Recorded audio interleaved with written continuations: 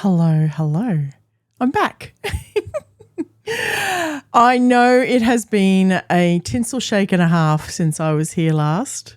And I promise you it hasn't been for no reason at all. It's actually been because I've had a pretty big year of being a full-time carer most of the time for my father. So anybody who's got aging parents out there, hands up. I hear you. I got you. I totally understand. I think that there's some challenges that a lot of entrepreneurs have when they have to balance personal life and work life, and I get it because I have experienced that this year. And I want to say that it's possible to still run a business while also being completely overwhelmed by personal stuff. I totally get it. And so I hope that you are looking after yourself. If you are one of those people who is a carer for other people, as well as running a business, I hope you're looking after yourself.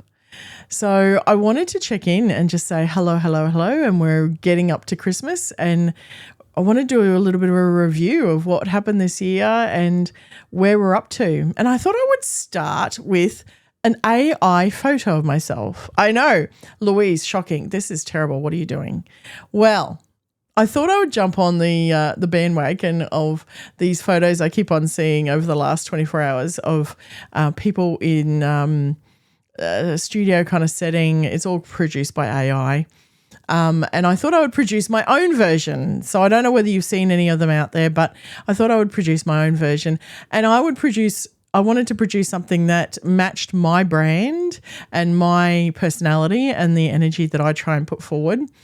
And I wanted to show you that it's possible to create something in AI without following trends and just getting stuck in the slosh of AI once again. I think we try and use AI to stand out, but all that happens is we start looking like everyone else anyway.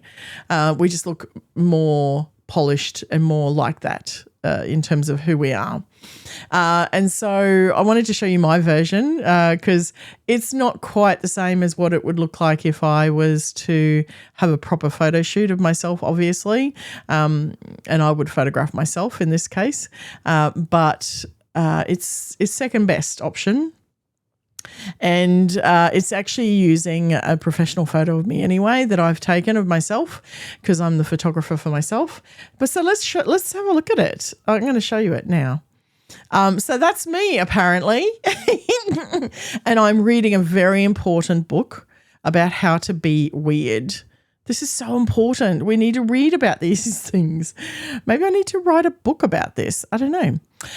So yeah, that's my version of the AI prompted, kind of cheesy, kind of Christmas themed image of myself for 2025. So there you go. That's me. But it's not really me because, to be honest, they've taken away the gap in my teeth. I love the gap in my teeth. It makes me unique. My face is not quite the same as that. And to be honest, it's really interesting because I chose a photo specifically to use for this that had me with the facial expression and smile that I would normally do with my clients as well, like really showing up more vividly in your expression.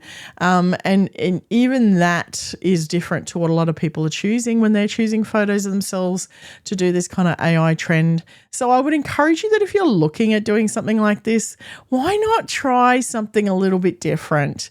Change the prompt up completely, put in it something that is about your brand, not just what you copy, and do something different for yourself, right? It's a bit of fun. It's a bit of a tongue-in-cheek kind of scenario for me, to be honest. So I wanted to talk about where I'm at with my business. So I'm a photographer, and AI has been an interesting introduction to that. But to be honest, I don't feel too awful about it these days. people are going to need to come to me anyway, because everyone's going to look exactly the same as everyone else with AI. And so I know that I specialize in putting people forward in a very different way to any kind of prompt could do, and any kind of AI could produce for them. So I don't have really any worries about that these days. I used to, but I don't really now. And so I wanted to talk to you about what I want you to start to think about for 2026 as you wind down for the year, as you as you want to kind of let things percolate and kind of, get into the swing of festivities and actually relaxing, and then getting into a new year. I want you to think about how you want to really set the tone for next year. And there are some specific things that you could be looking at doing over the Christmas break. And I'm going to open up a model that I have, which is for the Weird Brilliance branding. And anything that's on the inside of here, so mindset, presence, vulnerability, storytelling, authority, and personality, those are the kind of starting points. On the outside are the things that, you kind of work up to. If you're on Instagram right now, you may not be able to see all of that. I'm so sorry, but let's change that slightly, shall we? So it goes over my head. Right, appropriate. And so what I want to suggest to you is over the Christmas break, I wonder how you could really shake things up and do things a little bit differently with your mindset. Really, it doesn't have to be anything major at this point, but something deliberate that shifts your mindset, your presence, how more mindful and slowing things down and being in the moment and noticing how your presence is held in your body, because this is all impacting then how you make decisions and how you step forward in the next year. And so I'll be very deliberate myself this coming break. I really want to change up what's been happening for me, particularly because I've been so stuck and it's been quite heavy with the energy of being a carer for so many months full time, that I really need to shake things up. And in order to do that, I need to hone in on this kind of model. So vulnerability, how can you be more vulnerable? How can you, connect and tap into your feelings a little bit more? Storytelling, I'm going to do some more journaling to try and, unravel and bring together some ideas about different ways of telling my stories. And I'm going to do some reading. Authority is all about reading and, getting other people's points of view, and really getting outside of your own perspective. And personality is super important here. And I think part of personality is about how can you show up and be more playful? How can you be more yourself? How can you be more relaxed? How can you be, a bit more cheeky, kind of like this lady? How can you be a bit more cheeky like her? I want to be a little bit more like her. I want to be, maybe not wrapping myself in lights, but I want to be much more intentional in these next few weeks and months around, how I'm going to show up differently for next year. We are prepping for a big 2026, I have to say. I've got some massive plans in place. We're still going to be doing photography, brand photography, headshots, brand photography, storytelling.